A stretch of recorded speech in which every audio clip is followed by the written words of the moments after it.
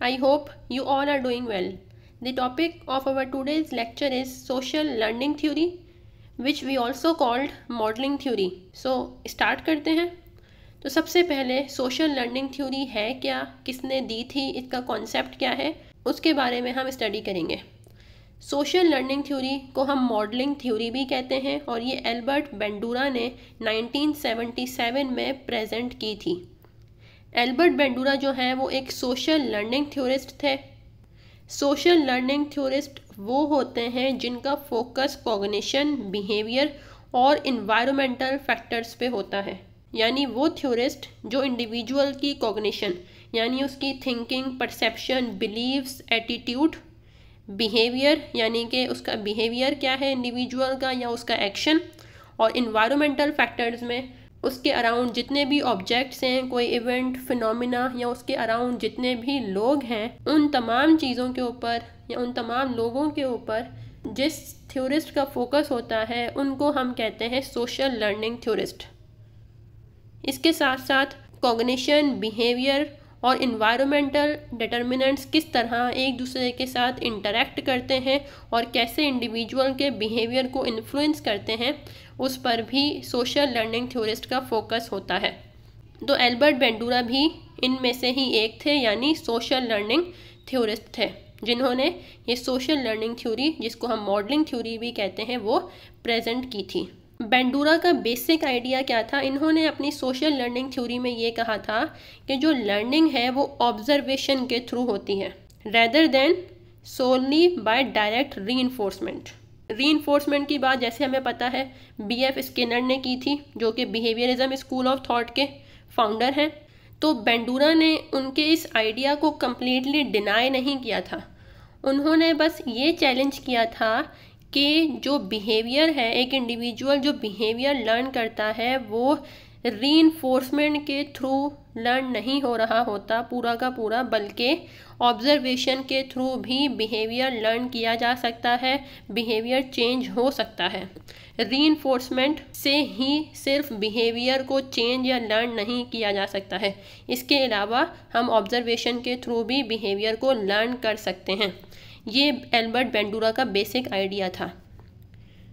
To Bandura most human behaviour is learn through example either intentionally और accidentally. Bandura ने ये भी कहा कि जो ह्यूमन बिहेवियर लर्न होता है ना, वो ह्यूमन जो है वो एग्जाम्पल के थ्रू यानी कि एक्सीडेंटली भी ह्यूमन जो है वो कोई बिहेवियर लर्न कर लेता है, या फिर इंटेंशनली अगर वो खुद भी चाहता है अपने किसी बिहेवियर को चेंज करना या कोई बिहेवियर लर्न करना चाहता है तो वो खुद भी कर सकता है, और ये एक्सीडेंटली यानी कि एकदम भी वो कोई बिहेवियर लर्न या चेंज कर सकता है विदाउट रीइंफोर्समेंट. हम जो है अपनी डेली लाइफ में बहुत सारे सिंपल बिहेवियर्स ऑब्जर्व कर रहे होते हैं और लर्न कर रहे होते हैं.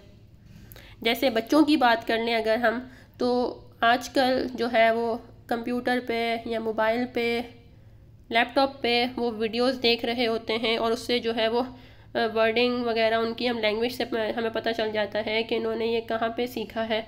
तो ये वो वीडियो से जो है वो सीख रहे होते हैं, उनकी ऑब्जर्वेशन लर्निंग हो रही होती है. तो ये एक्सीडेंटली भी होती है और इंटेंशनली भी हो सकती है.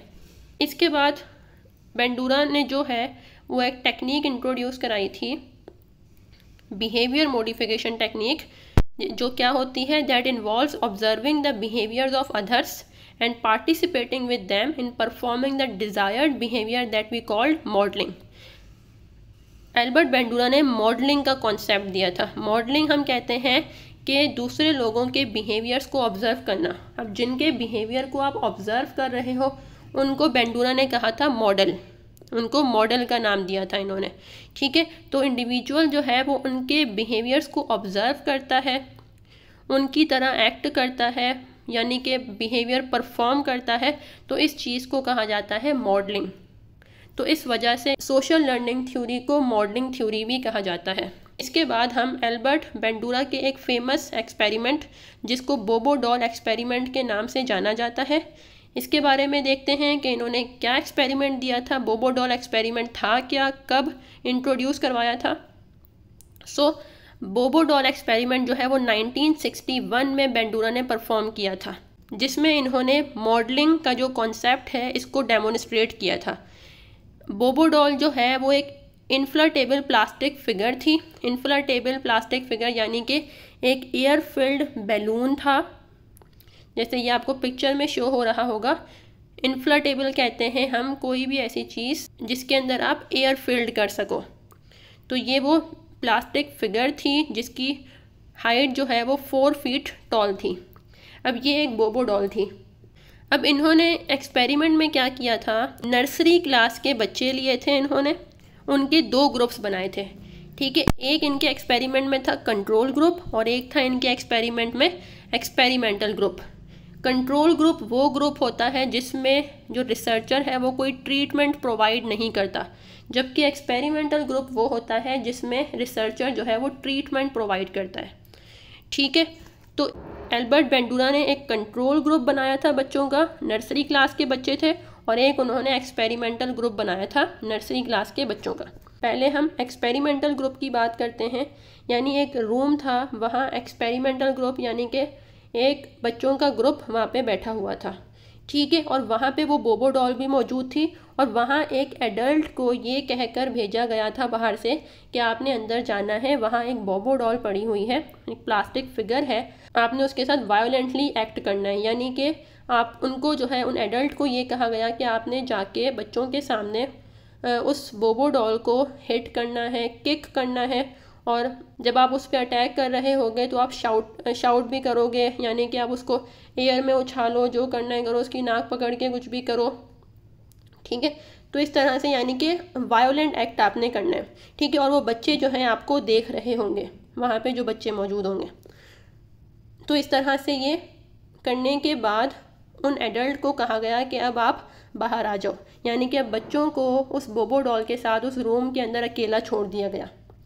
तो अब जब बच्चों को उनके वहाँ उस बोबो डॉल के साथ अकेला छोड़ा गया तो ये देखा गया कि वो जो बच्चे थे उन्होंने वैसा ही बिहेवियर किया जैसे वो एडल्ट उस बोबो डॉल के साथ कर रहा था।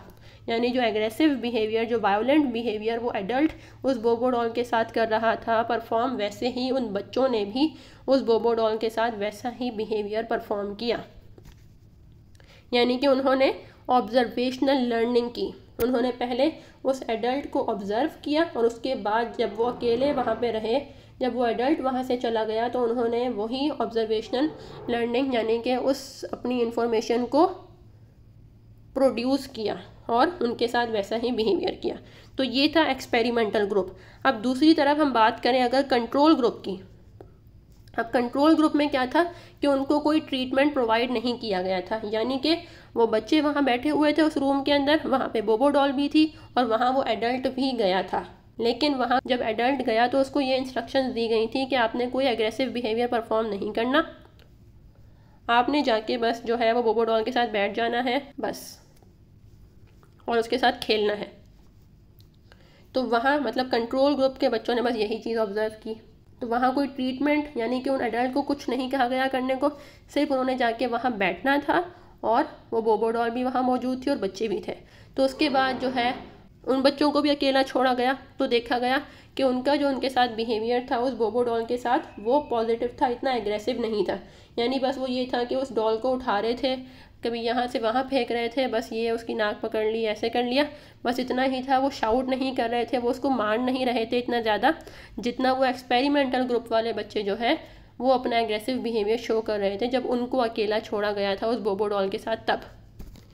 तो रिजल्ट्स ये शो करती हैं कि वो बच्चे जिन्होंने एग्रेसिव बिहेवियर ऑब्जर्व किया था उनका जो एग्रेशन है वो ट्वाइस यानी कि डबल था कंट्रोल ग्रुप के बच्चों के कंपैरिजन में। कंट्रोल ग्रुप वाले जो बच्चे थे उनके अंदर एग्रेशन उतना विजिबल नहीं हुआ, इतना शो नहीं हुआ जितना ज़्यादा उन बच्चों में शो हुआ था।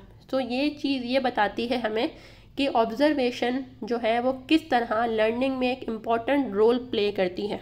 फिर इसके बाद बात ये आई कि हम जो है सिर्फ और सिर्फ लाइव मॉडल को ही ऑब्ज़र्व नहीं कर रहे होते, बल्कि अगर आप कोई टीवी पे कोई चीज़ देखते हो, कोई कार्टून कैरेक्टर को देखते हो, पेरेंट्स को देखते हो, ड्रामा में देखते हो, तो आप वो चीज़ लर्न कर रहे होते हो। यानी कि उन बच्चों के साथ भी यही किया गया कि उनको टीवी पर भी जो है वो एग्रेसिव बिहेवियर उनको वॉच कराया गया, ड्रामाज में भी कार्टून फिगर्स के थ्रू भी उनको जो है एग्रेसिव बिहेवियर ऑब्जर्व करवाया गया। तो हर टाइम यही रिजल्ट शो हुई कि जिन्होंने ज़्यादा एग्रेसिव बिहेवियर वॉच किया था, देखा था, उनका एग्रेशन जो है वो ज़्यादा था एज़ कम्पेरेटिव टू उन बच्चों के जिन्होंने एग्रेसिव बिहेवियर को नहीं देखा था, वॉच नहीं किया था। तो ये एल्बर्ट बेंडूरा का फेमस बोबो डॉल एक्सपेरिमेंट था। आज के लिए इतना ही।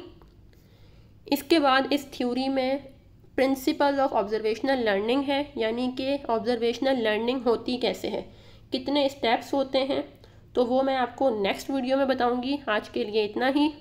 अपना बहुत सारा ख्याल रखिएगा। अगर आप मुझे कोई फीडबैक या कोई सजेशन देना चाहते हैं about my teaching, so most welcome. And last thing, if you have any question you can ask me in the comment section. Thank you so much and अल्लाह हाफिज़।